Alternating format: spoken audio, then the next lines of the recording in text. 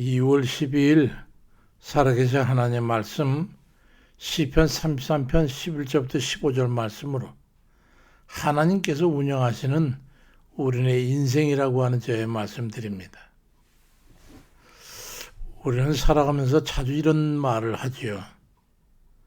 내가 선택했고 내가 결정했고 내가 여기까지 왔다. 그러니 내가 다 책임질 거야. 이런 말을 하지. 그 말이 완전히 틀렸다고는 할 수 없지만은 그 말 속에는 한 가지 간과할 수 없는 아주 교만한 마음이 숨어 있지. 그건 인생의 주도권을 나 자신에게 두고 살아가려는 그런 아주 자고적인 말씀입니다. 그래서 책임을 질 수 있던가요? 오늘 시편 말씀은 분명히 선언하기를 인생의 역사는 사람의 계획에 진행된 게 아니라 하나님의 뜻 안에서 진행되고 있다고 하는 것을 선언적으로 말씀하고 있습니다. 오늘 우리는 이 말씀 앞에서 내가 무엇인가를 하고 있다고 하는 그런 자고적인 생각에서 벗어나서 하나님께서 내 인생을 전적으로 운영하고 계신다는 믿음을 가지는 기회가 되시기 바랍니다. 내가 주도하고 있다는 착각을 내려놓을 때 우리는 참된 자유가 시작됩니다. 우리는 자유를 원하지 않습니까? 그렇지만 우리가 말하는 자유는 종종 내 마음대로 할 수 있는 그런 상태로 이해를 하는데, 하지만 살아가면서 내 뜻대로 하려고 하면 할수록 인생은 오히려 더 복잡해지고 무거워진다고 하는 사실을 우리는 깨닫게 됩니다. 일이 작을 때는 감당할 만하지만은 일이 커질수록 책임과 염려, 후회와 불안 이런 것들이 따라오면서 마음은 점점 처이고 자유에서 멀어지게 되는 것이죠. 참된 자유란 무엇입니까? 아무 것에도 치이지 않고 안 될까봐 전전긍긍하지도 않고 결과를 붙잡고 마음을 졸이지 않는 그런 상태 아니겠어요? 마치 넓은 하늘을 홀홀 날듯 살아갈 때 우리는 비로소 평안과 안정 그리고 설명할 수 없는 희락을 누리게 됩니다. 주님께서는 베드로전서 5장 7절에서 너희 염려를 다 주께 맡겨버리라. 이는 저가 너희를 그렇게 권고하심이라 말씀하고 있고, 시편 55편 22절엔 네 짐을 여호와께 맡겨버리라. 너를 붙드시고 의인의 요동함을 영영히 허락지 아니하시리로다. 그리 말씀하고 있습니다. 염려를 짊어진다는 것이 책임이 아니라 맡기는 것이 믿음이라고 하는 그런 분명한 선언입니다.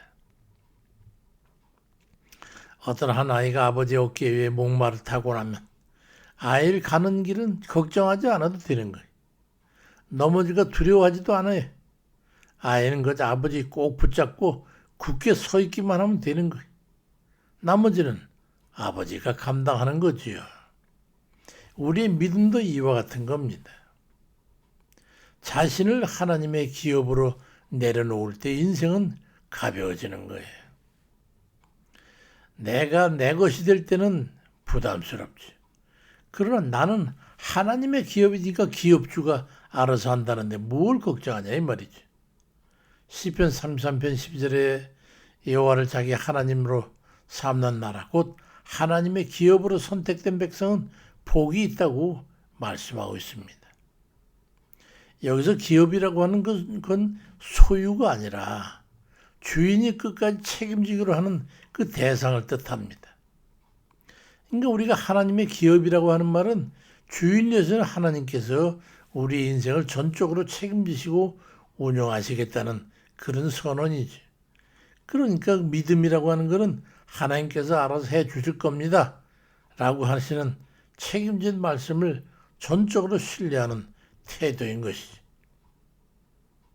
만일 내가 내 인생의 주인이라면 모든 결과를 내가 담당하고 그 책임을 져야 되지만 내가 하나님의 기업이라면 인생의 무게는 더 이상 내 어깨 위에 있지 않는 겁니다.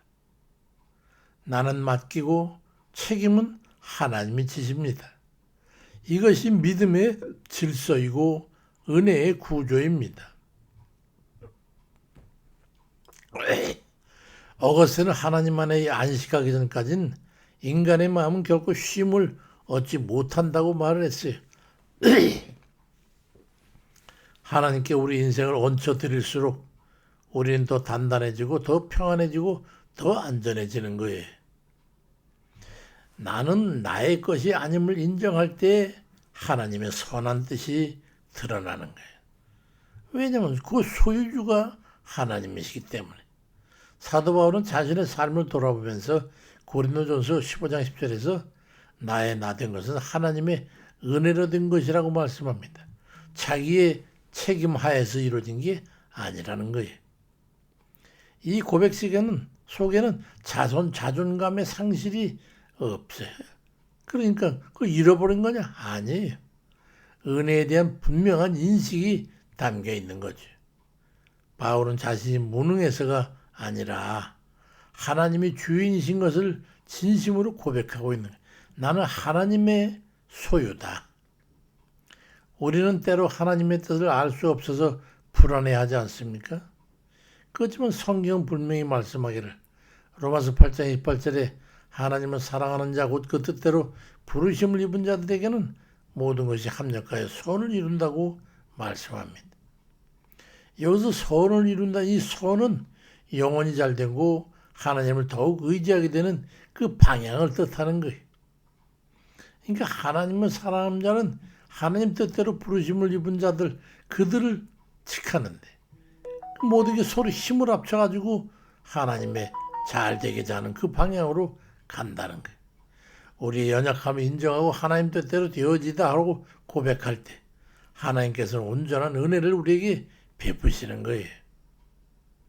그 은혜는 세상의 계산법과는 좀 다르지만 분명히 성경적 형통함으로 이어지는 건 확실합니다. 요한 3서 1장 2절에도 내 영혼이 잘된 같이 범죄가 잘되고 강건하길 내가 강구하노라는 이 말씀과 일맥통하게 되는 거지.